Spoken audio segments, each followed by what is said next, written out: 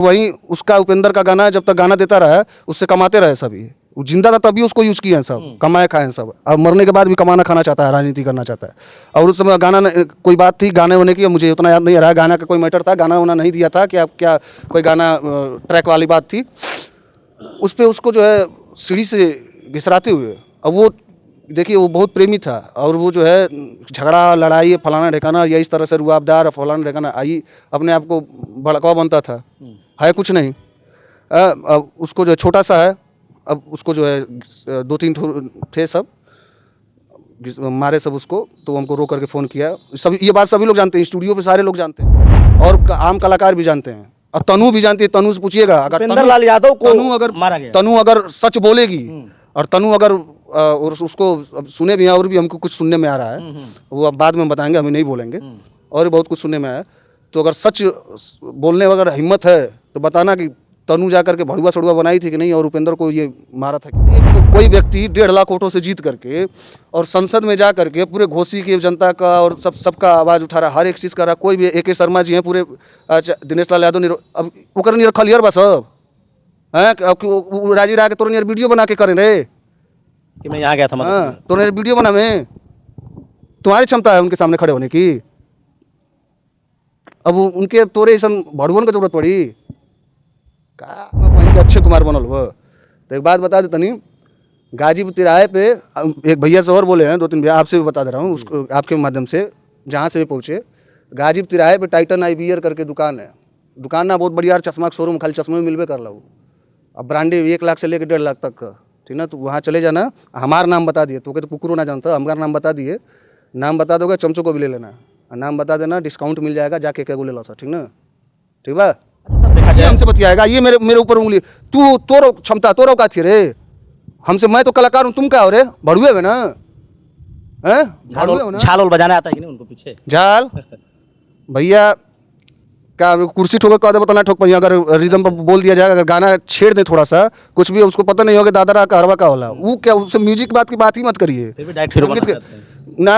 हम तो अक्वर है कि मऊ के कलाकारों के तो क्यों राष्ट्रीय अध्यक्ष बनौले रहा का मऊ के कलाकारन का, कि तू पूरा मऊ कलाकार मिलकर तुमको अध्यक्ष बना है क्या, राष्ट्रीय अध्यक्ष, कि तुम मऊ कलाकारों का रवि प्रकाश यादव राष्ट्रीय अध्यक्ष हैं, यही जो बोलेंगे यही करेंगे। और ब्रह्म राष्ट्र एकम जो है डॉक्टर सचिन सनातनी जी, उनके साथ में उनके आश्रम में इस्कॉन के जस्ट सामने सेक्टर 19 में मैं 20 दिन प्रवास किया था वहाँ पे और लोगों की मदद किया हूँ वहाँ पर भी।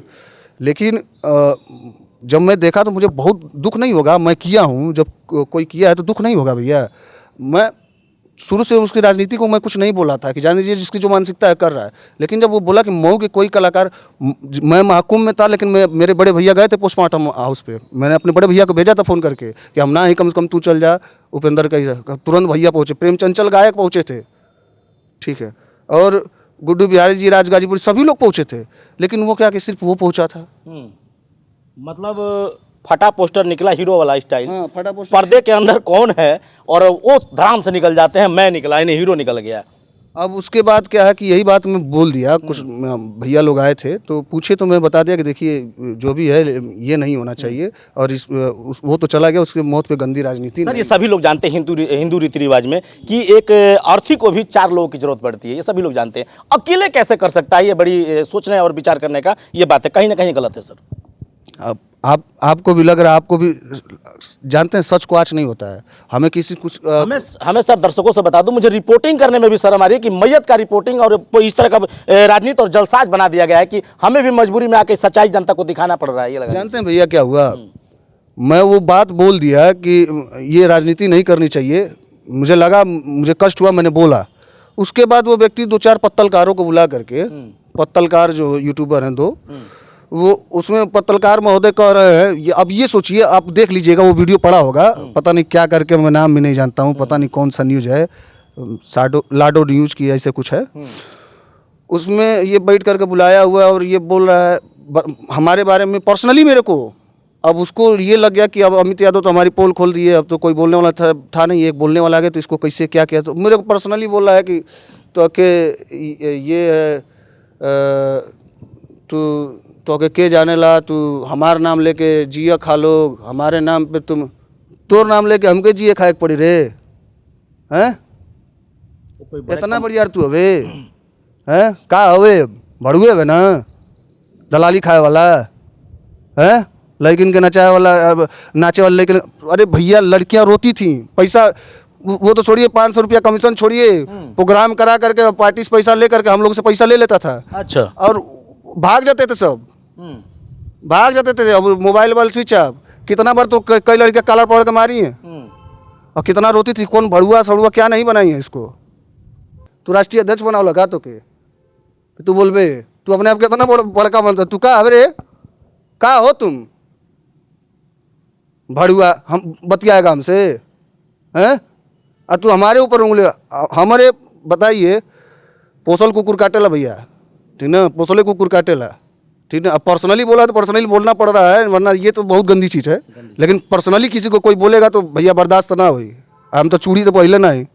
और दूसरी बात, अमित यादव जो चमचे उमचे बोल रहा है, चश्मा पहने भैया तो कर रहा है, चश्मा पहन के अक्षय कुमार बनल हव।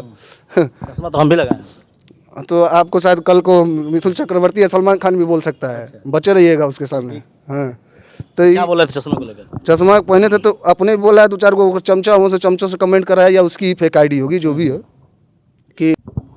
देखिए, दर्शकों से बता देना चाहता हूं कि बड़ा कंट्रोवर्सी हो रहा है और पॉलिटिकल इस सिस्टम को बना दिया जाएगा, फंडा कहा जाएगा इस चीज़ को। हालांकि ऐसा नहीं होना चाहिए। अभी चोट पे जख्म पे जो कि कहीं ना कहीं मरहम लगा नहीं, तेरहवीं बीती नहीं, उधर तन्नू यादव भी कहीं ना कहीं लव स्टोरी उधर चालू हो गई है। एक तरफ मामला वो चल रहा है और एक तरफ कहीं ना कहीं इस माहौल को सरगर्मियाँ बढ़ाया जा रहा है। ये मामला है क्या तन्नू यादव का, लव स्टोरी का, तमाम प्रकार की जो कि सुनने में आ रहा है। आइए भैया से भी चर्चा करूँगा कि।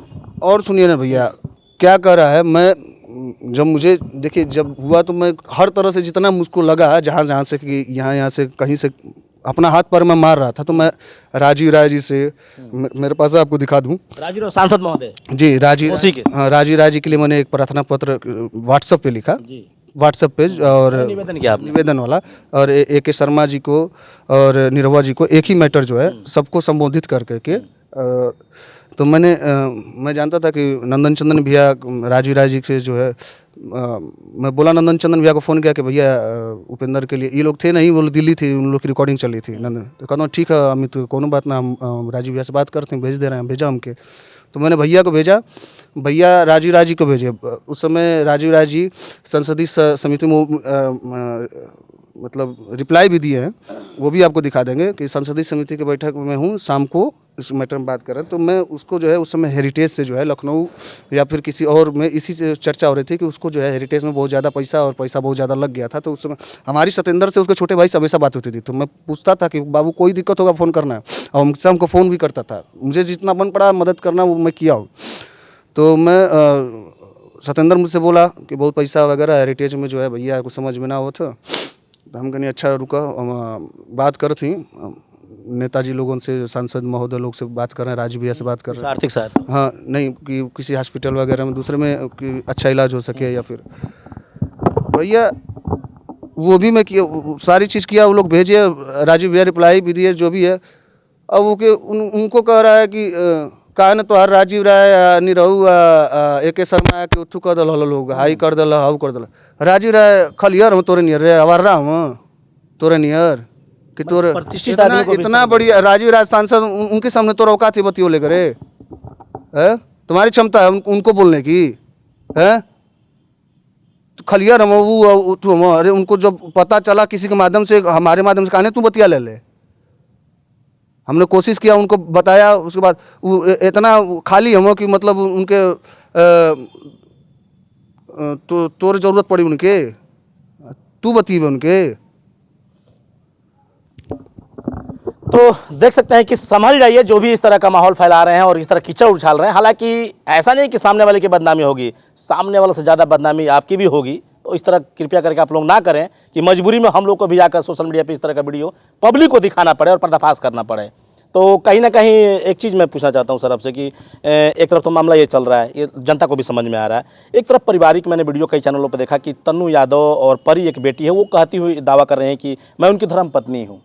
उपेंद्र लाल यादव जी भोजपुरी सिंगर जो इस दुनिया में हमारे आपके बीच में नहीं है, ये सच्चाई जनता भी जानना चाहेगी आपके मुखबिंद से कि क्या हकीकत है सर। देखिए तन्नू उपेंद्र का जो मैटर है, तन्नू उपेंद्र की शादी जब हुई थी तो वहाँ मैं उपस्थित नहीं था। अच्छा। है ना, मुझे बुलाया गया था। अगर ऐसा नहीं है उपेंद्र का कुछ भी ऐसा होता था तो हमें बुलाया जरूर, क्योंकि वो मेरा बहुत, समझ लीजिए ना कि मैं देखिए लंबाई में बड़ा हूँ, मुझसे लंबाई में छोटा था, सभी लोग जानते हैं। वो मुझे छोटू कहता था, अच्छा। मैं उसको बड़े बोलता था, अब मुझे छोटू बोलता था। अब कोई भी बात हो जाए ना, अगर उसको कोई भी, तो हमको फ़ोन करके ज़रूर बताता। अब ये नहीं, ये जो सीढ़ी पर के जो बता रहा हूँ उसमें तनु ब्याह करके भड़ुआ, सीढ़ी वाला क्या मैटर था? ये देखिए जैसे अभी कह रहा है ना, अभी कह रहा है राजगाजीपुरी जी को भी कह रहा है कि हमारा नाम लेके तो लोग जिया खा लो। हाँ, राजगाजीपुरी जी पूरा उसका जो है जितने भी गाने बजे थे उपेंद्र के, और बहुत सारे लोगों के लिए, और खेसारी जी से लेकर के सभी लोग, एक म्यूजिक डायरेक्टर का नाम है उनका, ठीक ना, सभी लोग जानते, पूरे भोजपुरी इंडस्ट्री राजगाजीपुरी को जानती है। तू का भड़ुआ ना, तू के जानते रे, दो चार लोग के बढ़ियती करके वीडियो कॉल करके सो तरह के हम बहुत बड़का भोजपुरी इंडस्ट्री के एकदम वो हो गए, मठाधीश हो गए। सीढ़िया पे क्या हुआ? हैं भैया, गुस्सा आ जा रहा है ना, क्या बताऊँ। सीढ़ी पे जो बता रहा हूँ, राजगाजीपुरी जी जो है उनका ऊपर स्टूडियो बीटी में प्रताप कटरा पे, तो वहाँ पे ये कह रहा था कि नाम लेकर के उनके नीचे ये ऑफिस खोला था कि 4 कलाकार जो है और यहाँ राजगाजीपुरी के अनगावे, तो हमके जो है 2-4 को प्रोजेक्ट मिल जाए, हम तो कुछ कमा ले। अच्छा। अब वो उनको बोल रहा है, उन्हीं के नीचे ऑफिस खोल के उन्हीं के नाम से जिए खाए वाला है।